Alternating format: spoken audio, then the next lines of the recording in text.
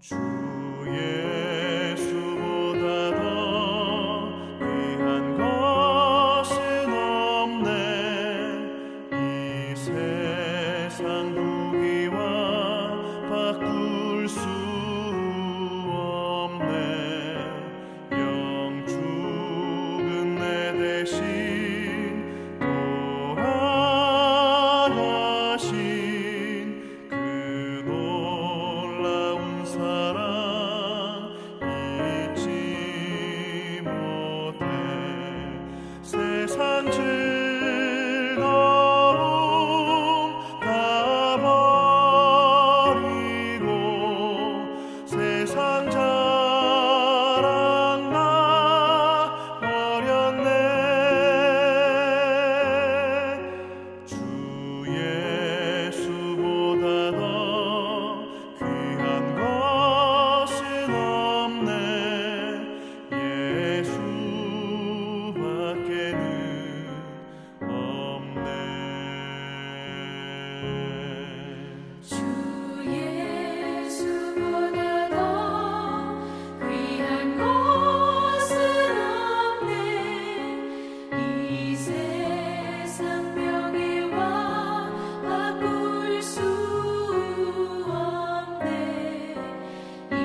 이전에 즐기던 세상 일도 주 사랑하는 마음 맺지 못해.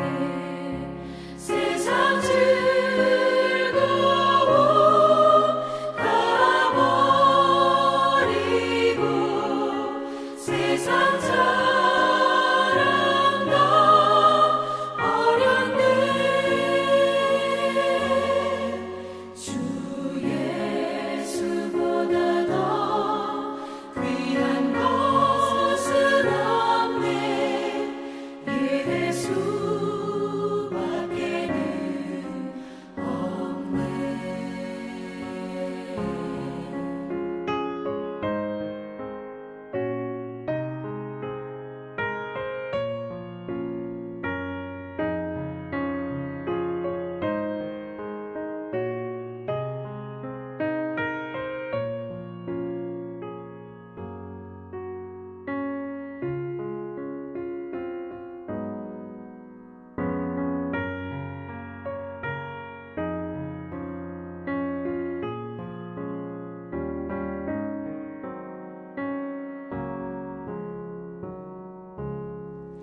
주 예수보다 더 귀한 것은 없네.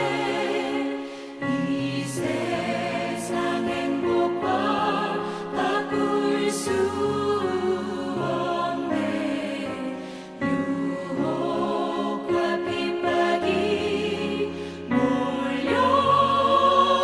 몰려와도 주 섬기는 내 맘 변치 않아. 세상 즐거움 다 버리고 세상 자랑 다 버렸네.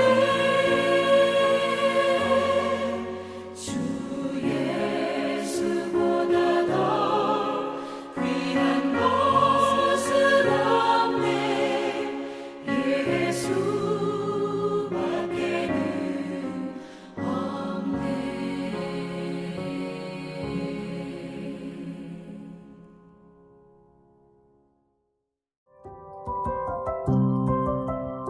2월 25일 오늘의 말씀은 마태복음 13장 44절에서 58절입니다. 천국은 마치 밭에 감추인 보화와 같으니 사람이 이를 발견한 후 숨겨두고 기뻐하며 돌아가서 자기 소유를 다 팔아 그 밭을 샀느니라. 또 천국은 마치 좋은 진주를 구하는 장사와 같으니 극히 값진 진주 하나를 발견하매 가서 자기의 소유를 다 팔아 그 진주를 사느니라. 또 천국은 마치 바다에 치고 각종 물고기를 모는 그물과 같으니 그물에 가득함에 물가로 끌어내고 앉아서 좋은 것은 그릇에 담고 못된 것은 내버리느니라. 세상 끝에도 이러하리라. 천사들이 와서 의인 중에서 악인을 갈라내어 풀무불에 던져 넣으리니 거기서 울며 이를 갈리라. 이 모든 것을 깨달았느냐 하시니 대답하되 그러하오이다. 예수께서 이르시되 그러므로 천국의 제자된 서기관마다 마치 새 것과 옛 것을 그 곳간에서 내오는 집주인과 같으니라. 예수께서 이 모든 비유를 마치신 후에 그곳을 떠나서 고향으로 돌아가사 그들의 회당에서 가르치시니 그들이 놀라 이르되 이 사람의 이 지혜와 이런 능력이 어디서 났느냐. 이는 그 목수의 아들이 아니냐. 그 어머니는 마리아, 그 형제들은 야고보, 요셉, 시몬, 유다라 하지 않느냐. 그 누이들은 다 우리와 함께 있지 아니하냐. 그런즉 이 사람의 이 모든 것이 어디서 났느냐 하고 예수를 배척한지라. 예수께서 그들에게 말씀하시되 선지자가 자기 고향과 자기 집 외에서는 존경을 받지 않음이 없느니라 하시고 그들이 믿지 않음으로 말미암아 거기서 많은 능력을 행하지 아니하시니라. 반갑습니다. 이번 한 주도 대단히 수고 많으셨고 오늘도 하나님의 말씀 앞에 나오신 여러분을 환영하고 축복합니다. 이번 한 주 우리는 안식일을 둘러싸고 일어난 예수님과 바리새인들의 논쟁과 충돌에 이어 바닷가에서 가르치시는 예수님의 비유를 묵상하고 있습니다. 마태복음 5장부터 7장까지가 산에서 가르치신 내용이라면 13장은 바닷가에서 가르치신 내용입니다. 마태복음 13장에는 총 7개의 비유가 나오는데 예수님이 비유로 가르치시는 이유가 무엇입니까? 제자들이 예수님께 왜 비유로 말씀하십니까? 라고 묻자 예수님은 뭐라고 대답하셨죠? 13장 11절 말씀입니다. 대답하여 이르시되 천국의 비밀을 아는 것이 너희에게는 허락되었으나 그들에게는 아니 되었나니. 여기서 너희는 누구고 또 그들은 누구입니까? 너희는 천국의 초대를 받고 천국에 들어온 천국 백성들, 즉 제자들을 의미하고 그들은 천국의 초대를 거절한 천국 밖 사람들을 의미합니다. 그러니까 비유는 천국 백성에게는 천국의 비밀, 하나님 나라에 대한 놀라운 사실을 가르쳐주고 천국 밖에 있는 사람들에게는 천국의 비밀을 감추는 이중적인 기능을 한다는 것입니다. 이걸 제 식으로 조금 다르게 표현해보면 예수님의 비유를 들을 때 예수님을 믿는 사람들은 그 비유를 나와 상관 있는 이야기, 나의 이야기로 받아들이지만 예수님을 믿지 않는 사람들은 그게 그래서 어쩌라고 하는 식으로 나와 상관없는 이야기로 받아들인다는 것입니다. 그러니까 똑같은 비유를 들어도 서로 다른 반응이 나오게 되는 것이고 그 다른 반응의 차이는 어디에서 비롯되는 것입니까? 성경 지식의 차이가 아니라 예수님을 대하는 태도의 차이에서 나오는 것입니다. 예수님은 마태복음 13장에서 총 7개의 비유를 말씀하시는데 가장 기본이 되는 비유는 첫 번째 나오는 씨 뿌리는 자의 비유입니다. 이 비유는 4가지 밭의 비유라고도 할 수 있는데 똑같은 씨가 바람에 날려 길가, 돌밭, 가시덤불, 좋은 땅에 뿌려집니다. 길가에 뿌려진 씨는 새들이 와서 먹고 돌밭에 뿌려진 씨는 해가 뜨자 말라버렸고 가시덤불에 뿌려진 씨는 가시덤불에 막혀서 자라지 못해 열매 맺지 못했습니다. 오직 좋은 땅에 뿌려진 씨만 열매를 맺었습니다. 사랑하는 성도 여러분, 이 비유는 우리에게 무엇을 말해주죠? 4종류의 밭 중 3종류의 밭이 열매를 맺지 못한 것처럼 천국 복음, 하나님의 나라가 가까이 왔고 그 나라로 들어오라는 초대가 환영받기보다는 반대와 거절, 방해를 더 많이 받게 될 것을 우리에게 말해줍니다.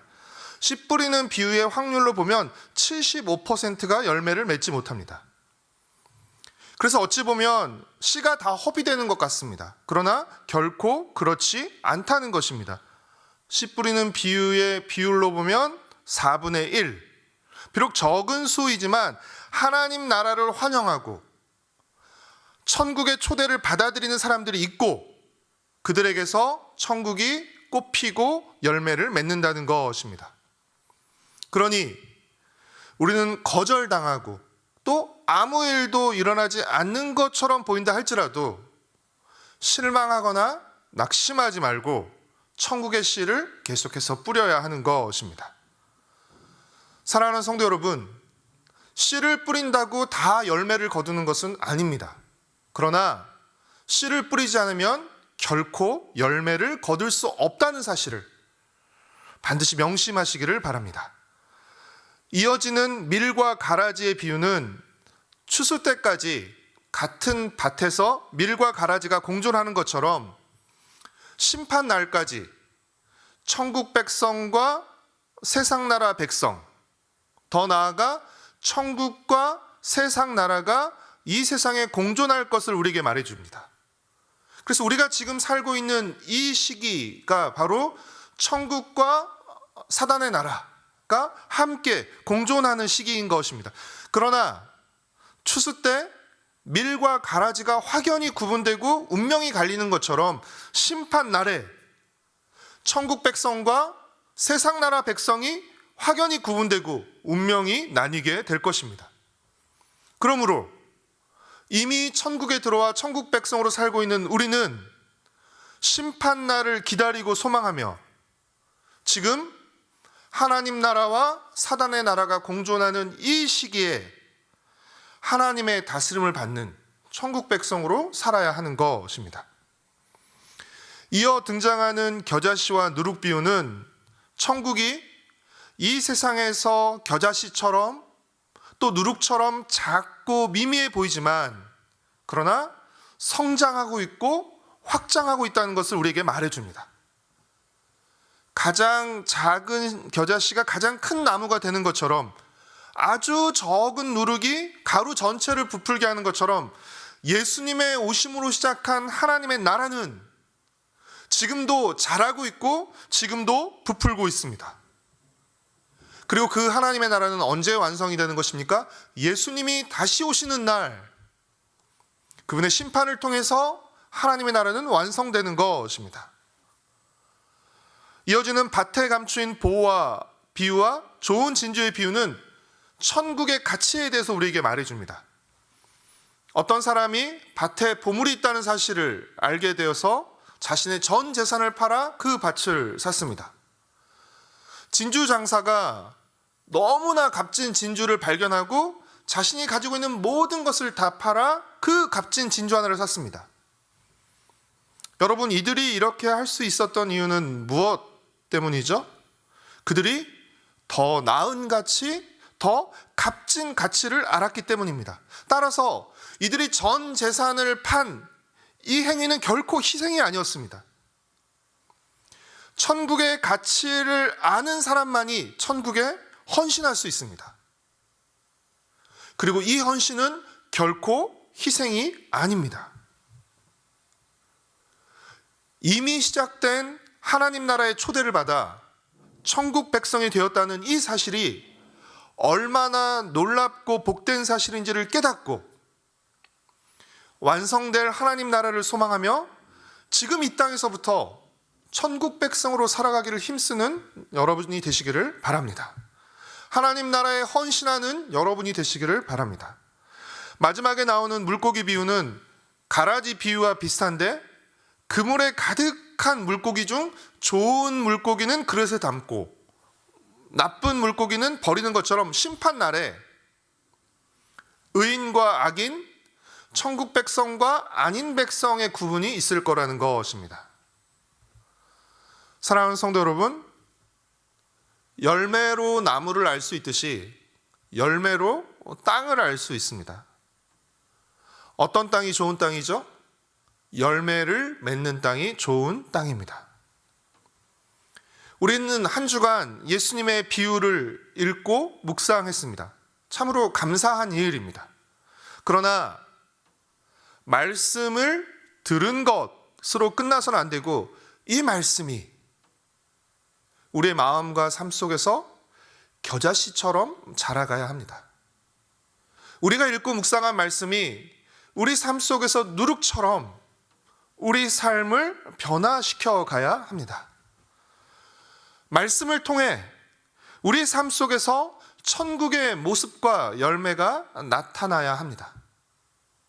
우리가 말씀을 읽을 때뿐만 아니라 그 말씀에 순종하려고 할 때 여러 가지 반대와 방해가 뒤따를 것입니다. 씨 뿌리는 자의 비유에서 보았던 것처럼 새도 나타나고 해도 나타나고 가시덤불도 나타날 것입니다.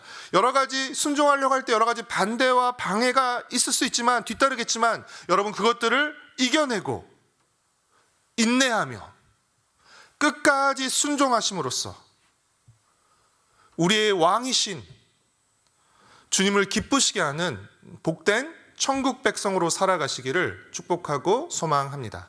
기도하겠습니다. 사랑하는 주님, 우리에게 천국을 가져와 주시고 천국으로 우리를 초대해 주시고 또 천국의 비밀을 담은 비유로 말씀으로 우리에게 천국에 대해서 알려주셔서 감사드립니다. 천국이 우리가 죽어서 가는 먼 후에 있는 하늘에 있는 나라가 아니라 이미 시작된 하나님의 나라라는 사실을 잊지 않게 허락하여 주시고 우리 삶 속에서 천국을 꽃피우고 또 천국의 열매를 맺으며 천국 밖에 있는 이들에게 천국이 시작되었음을 주님께서 우리를 천국으로 부르신다는 사실을 우리의 말과 삶으로 증언하고 또 보여줄 수 있게 하여 주셨기를 간절히 빌고 소망합니다. 말씀을 듣고 기쁘게 받아들이고 묵상하는 것에서 끝나지 않게 하시고 이 말씀이 우리를 움직이며 우리를 변화시키며 우리를 새롭게 하여 주셨기를 간절히 빌고 소망합니다. 말씀을 따르는 데 있어서 여러 가지 반대와 방해가 있다는 것을 주님께서 이미 말씀해 주셨는데 그 반대와 방해를 이겨낼 수 있게 하시고 인내할 수 있게 하시고 순종함으로써 아름다운 열매를 우리 삶 속에서 맺어 주님께 영광을 돌리게 하여 주시옵소서. 사랑하는 주님, 우리 성도들 각자의 여러 가지 형편과 환경, 다른 환경 속에 있습니다. 그러나 어떤 환경과 상황 속에 있든지 간에 하나님의 다스림을 받으며 하나님의 나라와 의를 구하며 하나님의 백성으로 살아 하나님께 영광 돌리는 이 천국 백성의 복을 지금 이 순간부터 누리며 살아갈 수 있도록 주님께서 은혜로 붙들어 주옵시고 성령으로 강건케 하여 주옵기를 간절히 빌고 소망합니다. 내일은 우리 공동체가 함께 모여 예배드리는 복된 주일입니다. 함께 모여 드리는 예배를 통해서 우리의 마음이 하나님을 향하며 새로워지고 뜨거워지게 허락하여 주시고 또 성도의 교제를 통해서 서로를 돌아보고 또 북돋아주고 또 붙잡아주는 귀한 복된 주일 예배와 교제가 되도록 주님 은혜를 베풀어 주시옵소서. 감사드리오며 예수님의 이름으로 기도드렸습니다. 아멘. 하늘에 계신 우리 아버지여, 이름이 거룩히 여김을 받으시오며 나라가 임하시오며 뜻이 하늘에서 이루어진 것 같이 땅에서도 이루어지이다. 오늘 우리에게 일용할 양식을 주시옵고 우리가 우리에게 죄 지은 자를 사하여 준 것 같이 우리의 죄를 사하여 주시옵고 우리를 시험에 들게 하지 마시옵고 다만 악에서 구하시옵소서. 나라와 권세와 영광이 아버지께 영원히 있사옵나이다. 아멘.